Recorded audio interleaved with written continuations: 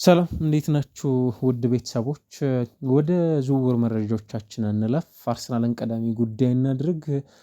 አዲስ መረጃ ወጥቷል እንግዲህ ቤንጃሚን ሴስኮን እና እንዲሁም ደግሞ ቪክተር ጊዮኬሬዥን በተመለከተ እንግዲህ የፊታችን መስከረም አንድ በፈረንጆች አቆጣጠር የሚጠናቀቀው የተጫዋች የዝውውር መስኮትን በተመለከተ እስካሁን ድረስ አርሰናል በዝውውር ሂደቱ ላይ አንድም ተጫዋች ማስፈረም አልቻለም። ሆኖም ግን ከበርካታ ተጫዋቾች ጋር ስሙ ተያይዞ የተነሳ ነው የሚገኘው። አሁን በሰበር ዜናነት እየወጣ የሚገኘው መረጃ አርሰናል በተለይም በአርቢ ላይፕዚግ የፊት መስመር ተጫዋች ቤንጃሚን ሴስኮ ጉዳይ ላይ ምናልባትም ከ90 እስከ 100 ሚሊዮን ዩሮ ክለቡ እንደሚፈልግ ይታወቃል እና አርሰናል ይህን ያህል ገንዘብ ለዚህ ተጫዋች የመክፈል ፍላጎት እንደሌለው ነው የተገለጸው። አሁንም ቢሆን በተጫዋቹ በኩል እና እንዲሁም በአርሰናል በኩል በተጫዋቹ ወኪል ጋር ያለው ንግግር እንዳልተቋረጠ ነው እየተገለጸ የሚገኘው። በእርግጥ እየተነሳ የሚገኘው ጉዳይ የግል ጥቅማ ጥቅሞችን በተመለከተ ተጫዋቹና አርሰናል እንዲሁም ደግሞ በክለቡ በኩል ያለው ስምምነት የዛን ያህል አስቸጋሪ እንደማይሆንም ነው የሚጠበቀው። ሆኖም ግን ለአርሰናል አስቸጋሪ የሚያደርገው ክለቡ አርቢ ላይፕዚግ ለተጫዋቹ የጠየቀው ገንዘብ እስከ 100 ሚሊዮን ዩሮ የሚጠጋ በመሆኑ ምክንያት ይህንን ገንዘብ አርሰናል የመክፈል ፍላጎት እንደሌለውም ነው የተነሳ የሚገኘው።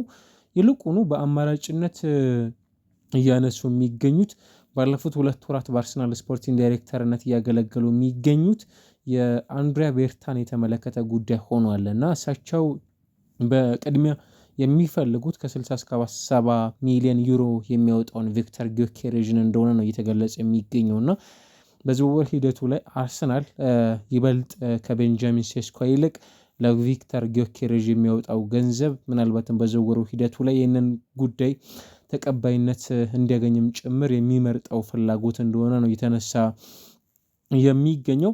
አርሰናል በዝውውሩ ሂደቱ ላይ አሁንም የበርካታ ደጋፊዎቹ ጥያቄ ቪክተር ጊዮኬሬዥ አሊያስ ቤንጃሚን ሴስኮ የሚሉ ጥያቄዎች ሰፊውን ትኩረት እያነሱ ነው የሚገኙት። አሁንም ግን በክለቡ በኩል የትኛው ተጫዋች ክለቡን ይቀላቀላል የሚለው ጉዳይ ድምዳሜን መለባት እንዳላገኘ ነው የተነሳ የሚገኘው።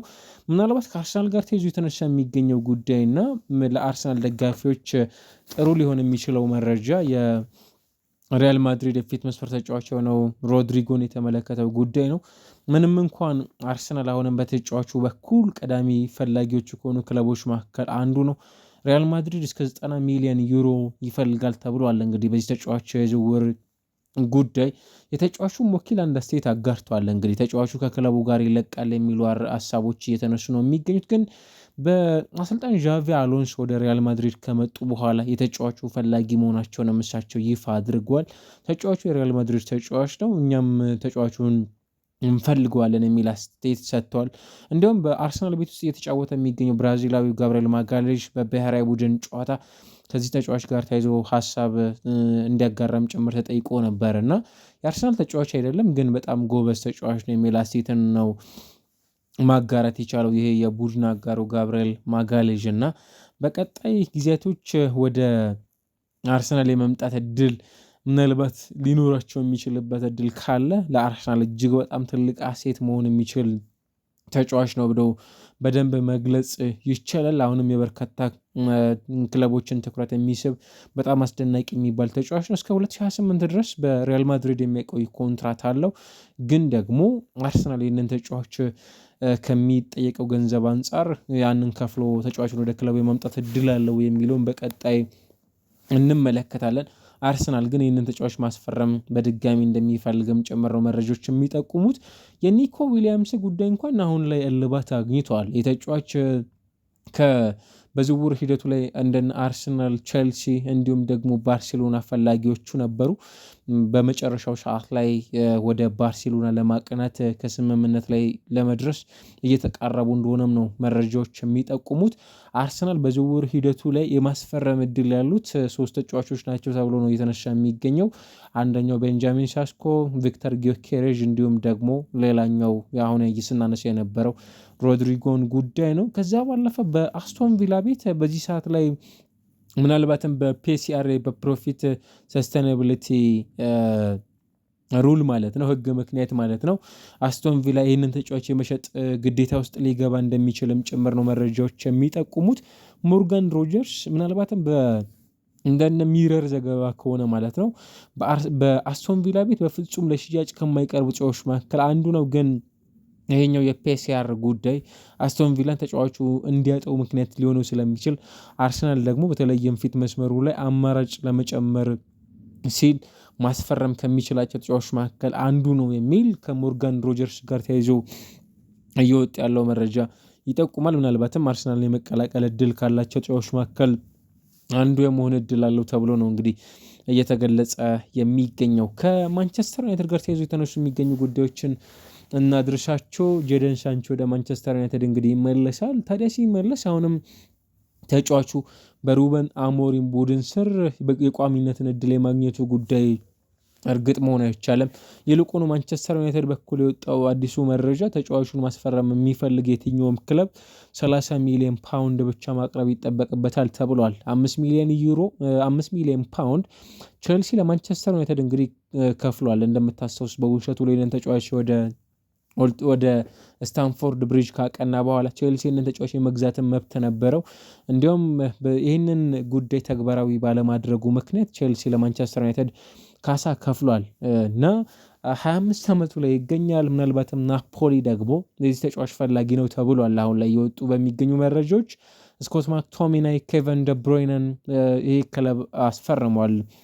እንደምታስታውሱት ስኮት እንኳን 1 ዓመት አሳልፈዋል። በጣም አስደናቂ ቆይታን አሳልፈዋል። ኬቨን ደብሮይነ በዚህ ውድድር ዓመትን ነው ይህንን ክለብ መቀላቀል የቻለው። አንቶኒዮ ኮንቴ በእንግሊዝ ፕሪሚየር ሊግ የሚያውቃቸውን ተጫዋቾች ወደ ጣሊያን ሴሪ እየሰበሰቡ ይገኛሉ እና በማንቸስተር እና በሁለቱ ማንቸስተር የሚያውቃቸውን ተጫዋቾች ወደ ክለባቸው ሊያመጡ እንደሆነም ነው እየተገለጸ የሚገኘው።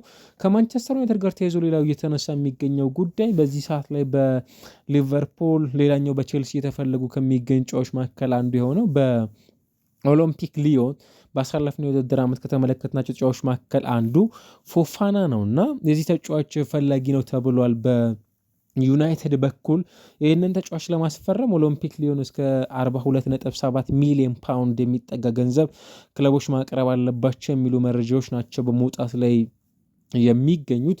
ከማንቸስተር ዩናይትድ ጋር ተያይዞ የተነሳ የሚገኘው ጉዳይ ይሄ ነው። ሌላኛው የብሪያን ኤምቤሞ ጉዳይ ነው። እንግዲህ አሁንም ብሪያን ኤምቤሞን በተመለከተ ከቶተንሃም ስፐርስ ጥያቄ ይልቅ የማንቸስተር ዩናይትድን ጥያቄ መቀበል ፍላጎት እንዳለው ተጫዋቹ ፍላጎት አሳይቷል። ከዛ ባለፈ እንደነ ቫለንቲን ፉርላን የተሰኙ ወይንም ደግሞ እንደነ ሩዲ ጉሌት ይዘውት እንደወጡት መረጃ ከሆነ ማለት ነው ቶተንሃም ስፐርስ በብሪያን ኤምቤሞ ዝውውር ጉዳይ ምናልባትም ተለቅ ያለ ፍላጎት እያሳየ እንዳልሆነ እና ቀዝቀዝ ያለ ስሜት እያስመለከተ በመሆኑ ምክንያት የተጫዋቹም ስሜት በቀዳሚነት መሄድ የሚፈልገው ወደ ማንቸስተር ዩናይትድ በመሆኑ ምክንያት ተጫዋቹ የማንቸስተር ዩናይትድን ጥያቄ መቀበል ፍላጎት እንዳለው ነው እየተገለጸ የሚገኘው። በዝውውሩ ሂደቱ ላይ የትኛውን ክለብ ይቀላቀላል ተጫዋቹ የሚለው ጉዳይ ይጠበቃል። አሁንም የዝውውሩ ጉዳይ ረጅም ጊዜያቶች ይቀራሉ። ምናልባት የእንግሊዝ ፕሪሚየር ሊግ የዝውውር የ2025/26 ውድድር ዓመት የተጫዋቾች የክለቦች እነማንን ይገጥማሉ የሚሉትን ፊክስቸሮች በዛሬው ዕለት ይፋ ይደረጋሉ። አርሰናል፣ ማንቸስተር ዩናይትድ፣ ማንቸስተር ሲቲ፣ ቼልሲ እንዲሁም ደግሞ ሊቨርፑል ያምነው ሻምፒዮን ትላልቅ የሚባሉ ክለቦች ከነማን ጋር ይገናኛሉ በመጀመሪያዎቹ ሳምንታት የሚሉት ጉዳዮች ትልቅ ትኩረትን የሚስቡ ናቸው የሚሆኑት። ሆኖም ግን አሁን ላይ የወጡ የሚገኙት መረጃዎች የሚያመላክቱት ከአርሰናል እንዲሁም ደግሞ ማንቸስተር ዩናይትድ ጋር ተያይዞ የተነሱ የሚገኙት በዝውውሩ ሂደቱ ላይ አዳዲስ ጉዳዮች እነዚህ ናቸው። ምናልባት በቀጣይ ከነዚህ በተጨማሪ የወጡ የሚገኙ መረጃዎችንም ጭምር ለማጋራት ያህል የዝውውሩ ሂደቶች እየቀጠሉ ነው የሚገኙት። አብዛኞቹ ክለቦች ደግሞ ራሳቸውን እያጠናከሩ ነው የሚገኙት። ማንቸስተር እና አርሰናል ግን በዝውውር ሂደቱ ላይ ብዙ ተጫዋቾችን ማስፈረም እስካሁን ድረስ እንዳልቻሉ ነው የምናስታውሰው።